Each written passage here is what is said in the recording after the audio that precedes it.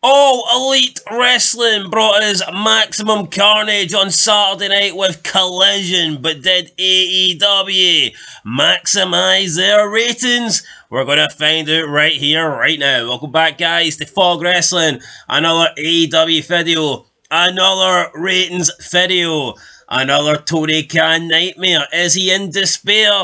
Or has he got something to celebrate? Well, we've seen in Dynamite the ratings actually have been going up gradually. 4 weeks in a row now, Dynamite has had positive increases from week to week. So, I mean, you got to take the positives when you can. You got to take the W's when you can. There's not many W's for AEW. There's not many W's for the Can Man. So he'll take them whether they're big, whether they're small. And this week they are pretty small because the Collision number is up. But I mean, it is barely up. It's up 5,000 people, guys, and that is not a lot. So this week, Collision did 342,000 viewers, which is up 5,000 on last week's 337,000. Now, it's enough of an increase to count as 1%, but it is barely 1%. They're 1% up on last week's show, and this week's show was obviously labelled, titled, promoted as Maximum Carnage. Obviously, you had Daniels, Hangman Page. They had a big death match. You had the 12-man tag team match as well. So you had stuff happening on this show, and they could only get a 5,000 increase. So the rating might be up, but I'm pretty sure they probably expected it to be up by more. 1% is poor. If you looked at an alcoholic drink that had 1%, that's no giving you a buzz. 5% is no giving you a buzz. You need double digits. You need at least double digits. Don't you? And you know what? These shows would drive you to drink, so I think that's a good analogy. Like, realistically, you should be looking for big numbers. 1%. I mean, 1% is as low as it can fucking go. Aye, without actually adding anything. 1%'s just not going to cut it these days, is it? But let's look at Collision then. So it was ranked number 3 for the night on cable, 18 to 49 key demo. There was a basketball game on.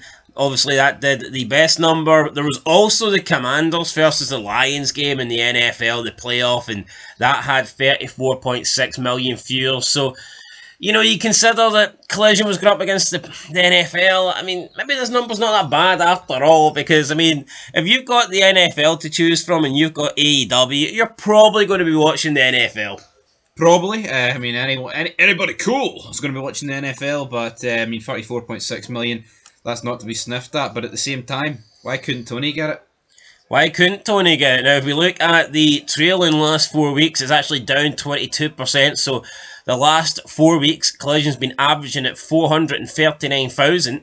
Now, those numbers are a little bit flawed because there was that one show where they got the massive boost in the opening segment where they got the lead in from some basketball game, and I think quarter 1 did a crazy number. It was something like 1 million, wasn't it? 1.2. 1.2 million. So that's an inflated number. But overall, what this rating they got this week, it's not great, but it's not worse than what they've been doing. You know, it's kind of average, guys. So the numbers are what the numbers are. They're not great. They're not bad. They're kind of just what you come to expect with this show. So what about the most viewed YouTube clips then? Who is doing the best? In first place, we have 330,000 views, a massive 12-man tag led by Rata FTR and the Death Riders. So I'm not really surprised that was the highest viewed clip. Second place, we've got Hangman Adam Page versus Christopher Daniels in a brutal Texas death match. That's got 284,000.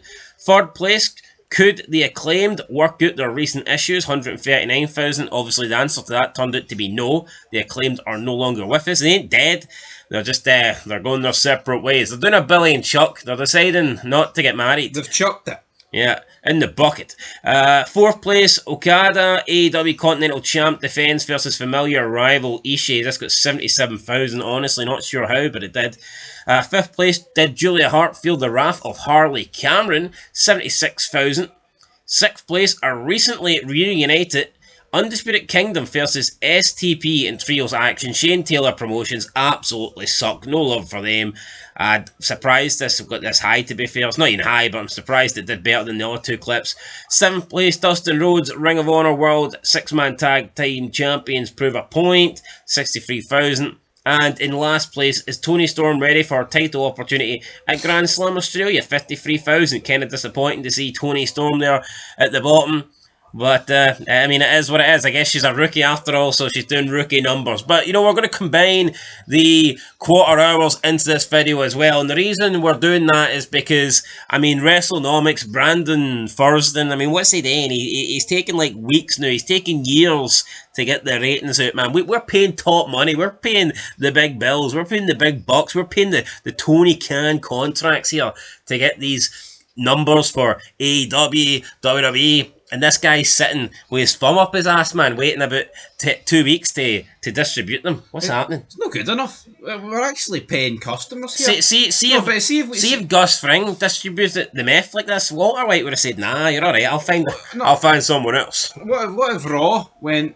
We'll actually release the Netflix episode on Thursday, not Monday. Be like, oh, I'm paying for Monday. You know what I mean? Doesn't quite work like that, does it? No, it does. Right, anyway, quarter one, let's get into it. Backstage promo, Daniels versus Adam Page, 404,000 in the viewership, 171 in the key demo, highest quarter of the show for both viewership and key demo. Not really surprised there. Decent wee hardcore death match. Quarter two, 8:15 to 8:30, Daniels, Adam Page continued, and we got the Tony Storm live promo. This went down 11%, 358,000, down 16% in the key demo to 144,000. So big loss there from quarter one. Quarter three, we got the Hurt Syndicate backstage. We got Undisputed Kingdom versus Shane Taylor Promotions. Post match with Matt Menard. Daniel Garcia, Top Flight versus Murder Machines. This didn't really move at all. I mean, slight increase in the key demo, but nothing major. Quarter four, Top Flight versus Murder Machines continued. Post-match with Leo Rush. You got Action Andretti in there. Chris Jericho with a backstage promo. Undisputed Kingdom. Danny Garcia. Matt Menard backstage. And then we got the Acclaimed live promo. Down 4% in viewership to 345,000 and down 8% in key demo to 135,000. So there you go. That rounds out the opening hour. I'm seeing too much Matt Menard here, but is what it is. Quarter five, top of the hour. Are they going to do a good rating? No, down 2% in viewership, 339,000. Strange. Max Caster, Anthony Bowen, and Billy Gunn with a live angle.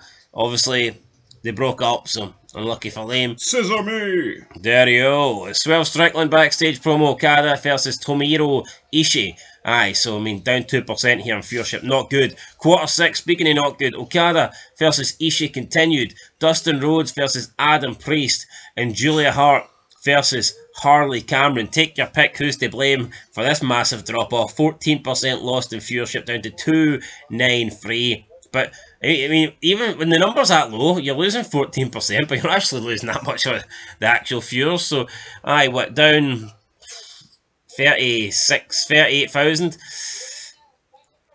37, 36, 36,000, buddy. Oh, hold on, it's doing 46,000.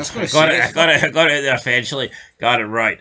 And down 9% there in the key demo. Quarter seven, Julia Hart versus Harley Cameron continued. We got the Learning Tree then, Powerhouse Hall's backstage angle.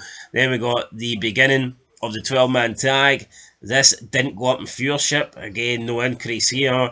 Slight increase in the key demo. But quarter 8, 9:45 to 10 p.m. we got the continuation of the 12-man tag. Obviously, it was Powerhouse Hobbs, Rita FTR, and Outrunners versus Death Riders in the Learning Tree. This went up 16% to 342,000.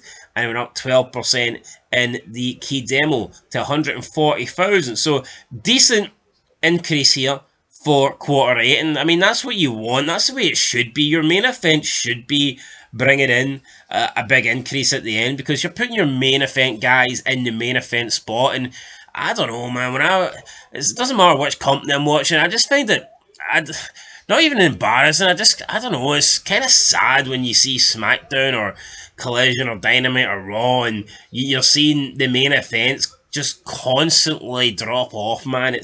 I like to see the main events go up, and I don't know. For me, the main event stuff is in the main event. It should be seen by the most people.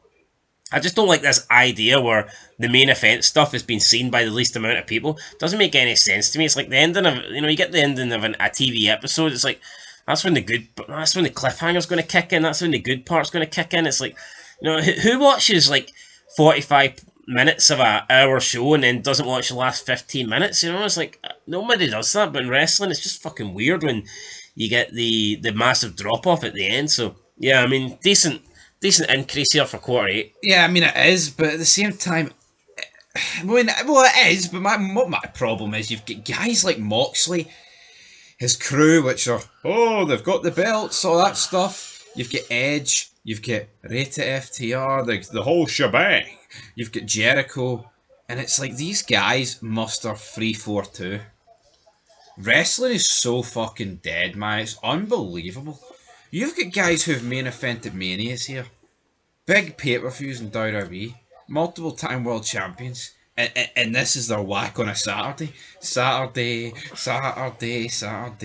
It's disgusting. They should be fucking ashamed of themselves.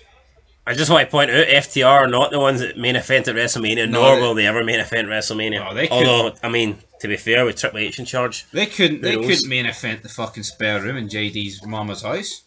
New York, player. Alright, so there you go, guys. There's your numbers. There's your Collision ratings, a 2-in-1 ratings and quarter-hour breakdowns. Let us know what you think. Just nothing really standing out, nothing memorable, nothing going to earth-shattering. It's what it is. It's 3-4-2.